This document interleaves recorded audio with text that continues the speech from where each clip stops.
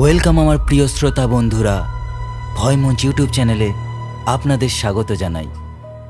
আজ আপনার জন্য একটি গ্রাম বাংলার ভূতের গল্প, রক্তমুখী বিধবা। তো চলুন বেশি কথা না বাড়িয়ে গল্পটা শুরু করা যাক।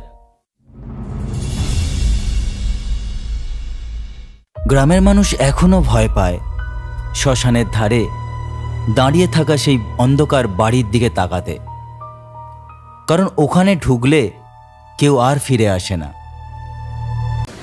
গ্রামের মেলা শেষে রাতের আড্ডায় চারজন যুবক, অনির্বাণ, সৌগত, টিটু আর শৈলেশ বাজি ধরল। বলছি ভাই, আজ রাতে চল, আমরা যাব ওই বাড়িতে।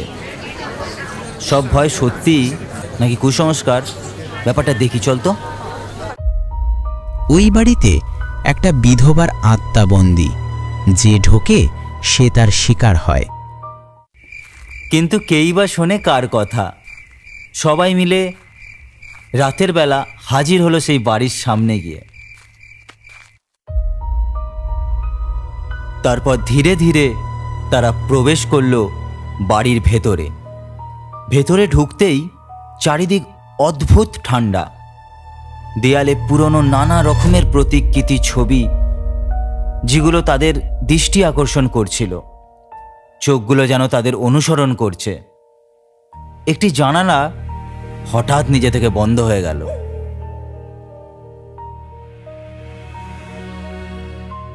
এবার টিটু ভয়ার্ত গলায় বলল, হ্যাঁ রে ভাই, জানলাটা হঠাৎ বন্ধ হয়ে গেল কেন রে? এবার শৈলেশ হালকা হেসে বলল, আরে ওটা বাতাসের জন্য হবে, এত ভয় পাচ্ছিস কেন তুই? কিন্তু সেই মুহূর্তেই করিডোরের কোণ থেকে ভেসে এলো এক মহিলার কান্না।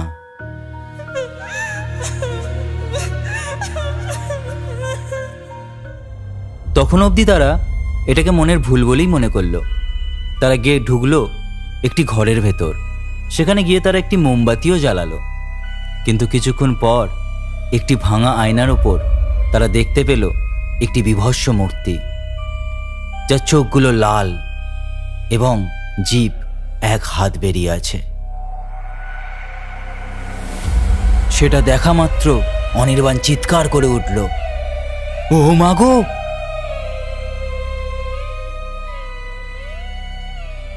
হঠাৎ আয়নাটা চূর্ণ বিচূর্ণ হয়ে গেল এবং কাঁচের টুকরো ছুটে এসে অনির্বাণের গাল কেটে দিল। রক্ত ঝরতে লাগলো। এবার সৌগত বলল, ভাই শোন, সত্যি কথা বলছি, এই ব্যাপারটা আমার মোটেও সুবিধার লাগছে না। মনে হচ্ছে এই বাড়িতে কিছু একটা তো আছেই। ওইদিকে অন্য আরেকটি ঘর থেকে একটি খাতা পেল টিটু। খাতায় লেখা, আমি ললিতা, জমিদারের স্ত্রী। স্বামী আমাকে আগুনে পুড়িয়ে মেরেছিল। আমার আত্মা বন্দি এই বাড়িতে। যতদিন না আমার হাড় শ্মশান থেকে সরিয়ে দেওয়া হচ্ছে, আমি কাউকেই ছেড়ে দেব না। ছেলেরা আতঙ্কিত হয়ে গেল এবং তারা এবার এই বাড়ি থেকে বেরোতে চাইল। কিন্তু দরজাও বন্ধ, জানলাও বন্ধ। কিছুক্ষণের মধ্যেই ছাদ থেকে পা টেনে টেনে হাঁটার শব্দ শোনা গেল।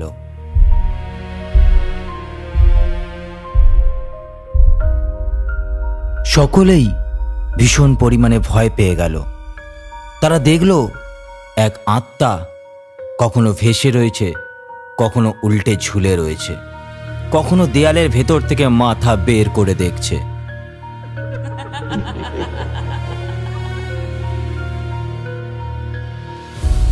এক সময় তারা বুঝতে পারল এত সহজে তারা এই বাড়ি থেকে বেরোতে পারবে না। তাই তারা খুবই চিন্তিত হয়ে পড়ল। এবার সেই আত্মা তার লম্বা হাত বাড়িয়ে অনির্বাণের গলা চেপে ধরল। অনির্বাণের শ্বাসরুদ্ধ অবস্থায় তার মুখ থেকে একটি গোঙানি বেরিয়ে এলো, আমাকে বাঁচাও, আমাকে বাঁচাও,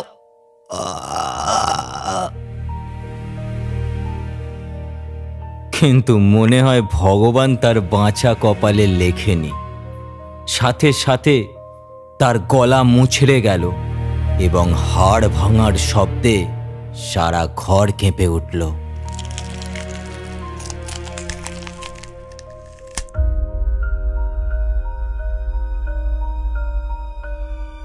এবার টিটুর বারবার বৃদ্ধার সতর্ক বার্তা মনে পড়তে লাগলো। সে বলতে লাগলো, আমরাই ভুল করেছি ভাই, আমরাই ভুল করেছি। আমাদের ওই বৃদ্ধার কথা মানা উচিত ছিল। ও আমাদের কাউকে ছাড়বে না, কাউকে না। যতক্ষণ না ওর অস্থি সরাচ্ছি ততক্ষণ আমরা কেউ বাঁচবো না, এই বাড়ি থেকে কেউ বেরোতে পারবো না। সৌগত ব্যাপারটা উড়িয়ে দিল এবং সে হেসে বলল, আরে এসব বাজে কথা ছাড় তো, ওসব ভূত ফুত বলে কিছুই হয় না। কিন্তু পরের মুহূর্তেই সৌগতের দুটো চোখ হঠাৎ ফেটে বেরোলো, মুখ দিয়ে রক্ত আর কীট বেরোতে লাগলো। সে মাটিতে পড়ে ছটফট করতে করতে নিস্তেজ হয়ে গেল। শৈলেশ আর টিটু মরিয়া হয়ে খুঁজতে লাগলো অস্থির জায়গাটা। একটা গোপন কুঠুরিতে তারা কিছু হাড়গোড় পেল, যেটা কালো কাপড়ে বাঁধা ছিল। এবার টিটু কাঁদতে কাঁদতে বলল, হ্যাঁ ভাই, এটাই হবে ওর শরীরের শেষ অবশেষ। এটা পুড়ে গেলে আমরা সবাই বেঁচে যাব। আমাদের যত তাড়াতাড়ি সম্ভব এটা শ্মশানে নিয়ে গিয়ে পোড়াতেই হবে ভাই, তাড়াতাড়ি চল। তারা সবাই মিলে ছুটল শ্মশানের দিকে। শ্মশানে গিয়ে তারা হাড় ভস্ম করতে চাইল, কিন্তু হঠাৎ ললিতার আত্মা বিশাল আকারে হাজির হলো। চুল মাটিতে ছড়ানো, দাঁতগুলো ঝলমল করছে, চোখে আগুনের মতো লাল আলো। সে শৈলেশকে ধরল, ছুঁড়ে মারল চিতার আগুনে। পুড়তে পুড়তে শৈলেশের চিৎকার রাতের আকাশ কাঁপালো। টিটু আবারও কান্নায় ভেঙে পড়ল এবং সে বলল, আমি সব করব, আমি সব করব, সব করব। আমাকে শুধু ছেড়ে দাও, আমাকে শুধু ছেড়ে দাও, আমি সব করব। সে ভয় কাঁপতে কাঁপতে হাড়গুলো চিতার আগুনে ছুড়ে দিল। ভোর হতেই আগুন নিভে গেল। বাড়ি নিস্তব্ধ হয়ে দাঁড়িয়ে রইল। টিটু একাই বেঁচে ফিরল, কিন্তু চিরজীবনের মতো ভয়ে পাগল হয়ে গেল। লোকেরা বলে আজও সেই বাড়ির জানালায় মাঝে মধ্যে দেখা যায় ললিতার বিকৃত মুখ আর অনির্বাণ সৌগত শৈলেশের ফাঁকা চোখ।